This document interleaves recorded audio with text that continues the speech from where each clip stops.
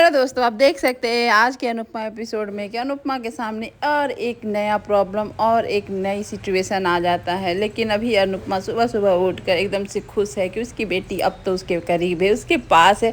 तो वो कान्हा जी को थैंक यू कर रही होती है और सोचती है चलो बेटी से मिल लेती हूँ, अभी सो रही होगी तो उठा भी दूँगी।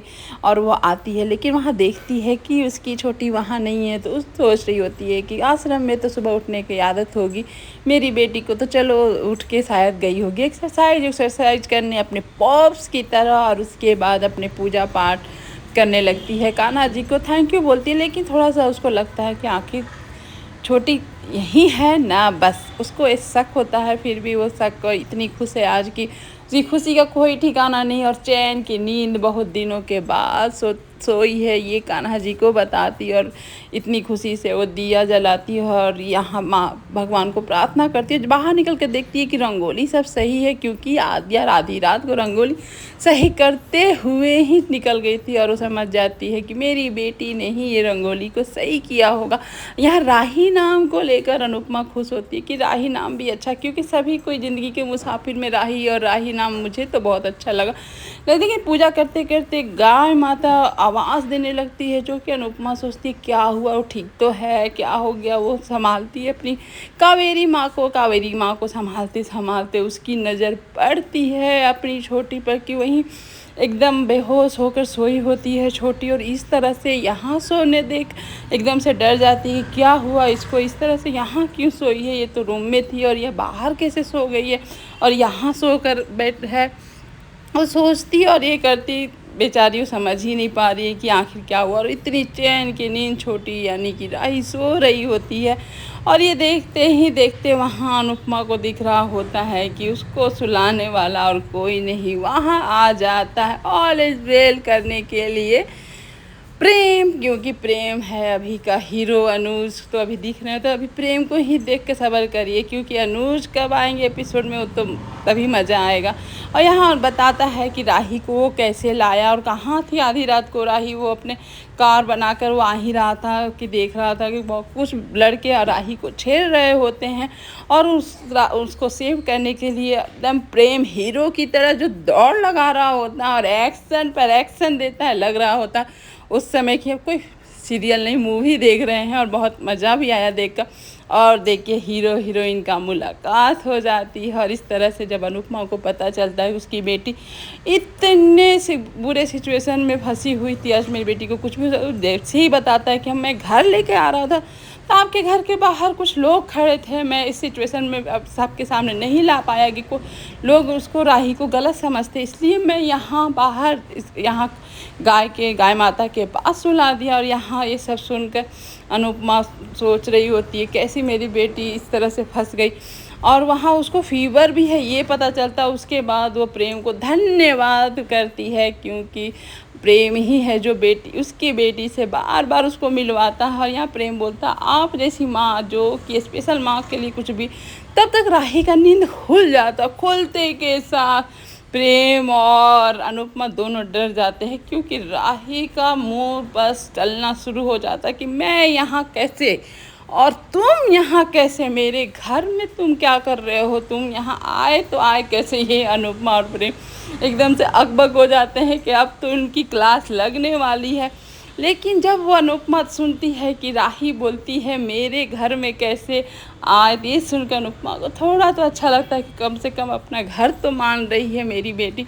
और दोनों में नोक-झोंक तो हो जाती, तभी आ जाता है अनु के रसोई के किराएदार। वो धमकी देते कि 2 दिन के अंदर मैं रसोई अगर किराया नहीं मिला तो अनु की रसोई में बंद कर दूंगा। ये सुनकर अनुपमा के हक्के बक्के हो जाते हैं, लेकिन राही खुश हो जाती है। राही के खुश इस तरह का बिहेवियर देखकर प्रेम एकदम से अच्छा नहीं लगता। वो इस तरह से कैसे रिएक्ट कर सकती है, उसकी माँ इतनी मुसीबत में। तो यहाँ घर वालों को जब पता चलता है इस तरह से, अनुपमा यहाँ पूछती है कि तुमको पाखी पता था तो क्यों तो यहाँ पर पाखी बोलती है आप तो अपनी बेटी को लाने में व्यस्त थी और बेटी भी लाई, तो यहाँ इतना हंगामा हो रहा तो मैं क्या ही बताऊँगी और क्या करूँगी। यहाँ पर सभी उस पर चढ़ जाते हैं कि अब मुसीबत आए हैं, जो पैसे सेविंग किए थे 10 लाख रुपया वो निकालिए और उसके मुँह पर फेंक दीजिए, क्योंकि दिवाली आने वाली है, हम लोग का कहीं ये ना हो जाए इसलिए पैसे। यहाँ बाव घर के सारे मेंबर किंजल सभी बोल रहे होते पैसे देने के लिए, जबकि वो पैसे तो यहाँ पर राही को लाने के लिए वो पैसे दे दिए था अनाथ आश्रम में। और ये बात जानता है अंश चुपचाप था। यहाँ पर किंजल बोलती है कि आखिर मुसीबत के लिए पैसे रखते हैं, बस पैसे वापस कर दीजिए, क्या दिक्कत है। यहाँ भी चढ़, लेकिन अनुपमा यहाँ पर साफ साफ बोल देती कि वो पैसे अपनी अनाथ आश्रम जहाँ राही रहती थी मैंने वहाँ डोनेट कर दी। ये सुनकर तोसू एकदम से भड़क जाता है। आपका जो ये आदत है दान वाला, आप तो हम लोग को रोड पे ला देंगे, आप कुछ भी। यहाँ पर डॉली भी भड़क जाती है, आप कैसे पैसे इस तरह से दे सकते हैं, कुछ भी कर सकते हैं आप। यहाँ अनुपमा बोलती है कि मेरा पैसा था, मेरा सेविंग था, मैं कुछ भी करूं अपनी बेटी को तो तुम लोग क्यों। लेकिन यहाँ तो अनुपमा के पैसे पे सारे हक जताते हैं, लेकिन अपने अपने पैसे सब सेविंग करते हैं, कोई किसी को नहीं देता है। लेकिन अनुपमा तो जानती है कि अनु की रसोई बंद होने से सबको फ़र्क पड़ेगा। लेकिन यहाँ अनुपमा बोलती है कुछ भी कर लेंगे, लेकिन अब क्या ही कर सकते। यहाँ बोलती है कैसे इस लड़की के लिए, इस बदतमीज़ लड़की के लिए तूने सारे पैसे, सेविंग के पैसे कैसे बर्बाद कर सकते हैं। यहाँ पाखी भी चढ़ जाती है कि इस लड़की बदतमीज़ लड़की के लिए आप कुछ भी कैसे कर सकते हैं। यहाँ पर राही बोलती है आप तो मेरे से मत ही बोलिए, मैं पैसे मिलते तभी मैं आती, ऐसे थोड़ी आ जाती। यहाँ राही बोलती है, यहाँ अंश आता है, अंश समझदारी से बोलता है कि अनुमा के पैसे थे, वो कुछ भी करे, आप लोग कमाते तो क्या देते हैं। यहाँ पर अनुमा का हक है। यहाँ डॉली बोलती कैसे अनुमा का हक है, सबके यहाँ पर परी भी आके यहाँ पर अनु का सपोर्ट करती है अनुपमा का, जो कि किंजल उसको डांटती है, माही को भी डांटती है कि तुम लोग चुप रहो। तो यहाँ पर जब बोलती है माही कि जब बड़े गलत होते हैं तो छोटे को चुप ही कराते हैं और उनके पास कोई ऑप्शन नहीं होता। लेकिन अनुपमा भी अपना बात रखती है कि वो मेरे पैसे थे, मैं कुछ भी करूं, आप लोग से पूछने का मेरे कोई राइट नहीं है, मैं कोई ज़रूरत भी नहीं समझती हूँ कि मैं आप लोग से पूछूं कि मैं पैसे खर्च करूं या नहीं करूं। जो बात रह गया अनु की रसोई के लिए, तभी दिवाली आने के पहले हम लोग कुछ ऑर्डर लेंगे, बड़े से ऑर्डर लेंगे, कृपया करेंगे, जैसे भी मेहनत करना होगा मेहनत करेंगे, अनु की रसोई को बचाएंगे। तो यहाँ बात बोलती है इतना आसान नहीं है तुम जो सोच रही हो। तो यहाँ अनुपमा भी बोलती है कि हाँ मैं भी जान रही हूँ कि आसान नहीं है, लेकिन ही मेहनत तो करना ही होगा। तुम लोग के जैसे ताना देने से तो मेरा ज़िंदगी तो चलने वाला नहीं, आगे के लिए सोचना ही होगा। यहाँ अनुपमा भी बेचारी परेशान है, उसके सामने नए नए समस्या तो आते ही रहता है, उसको स्ट्रगल करते ही रहती है। जिस परिवार के लिए पेट भरती है वही परिवार उसके खिलाफ होता है, जैसे कि राही, वो अपनी माँ की इस प्रॉब्लम को समझ भी नहीं पाती है। यहाँ पर तोसू बोलता है कि आप हाथ जोड़कर कि आपका ये जो दान देने का आदत है ना, एक दिन हम लोग को रोड पे ला देगा। राही सोच रही होती है कि ये तो अनाथ आश्रम में देखते थे पैसे की किल्लत, यहाँ भी है इसी तरह पैसे की किल्लत।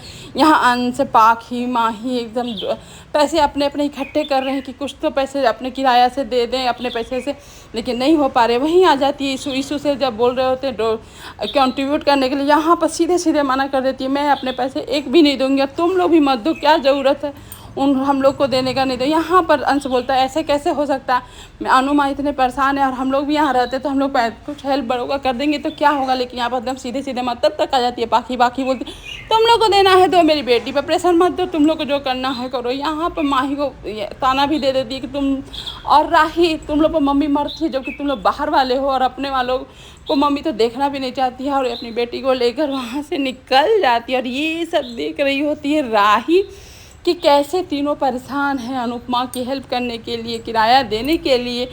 इन तीनों को देखकर उसको अपना याद आ जाता है कि अनाथ आश्रम में कैसे वो लोग खा रहे होंगे, कैसे कोई मुसाफिर नहीं मिलेगा तो लोग कैसे रहेंगे, क्या करेंगे। वो उन लोग के बारे में सोचकर थोड़ा तो आंसू आ जाता है उसको।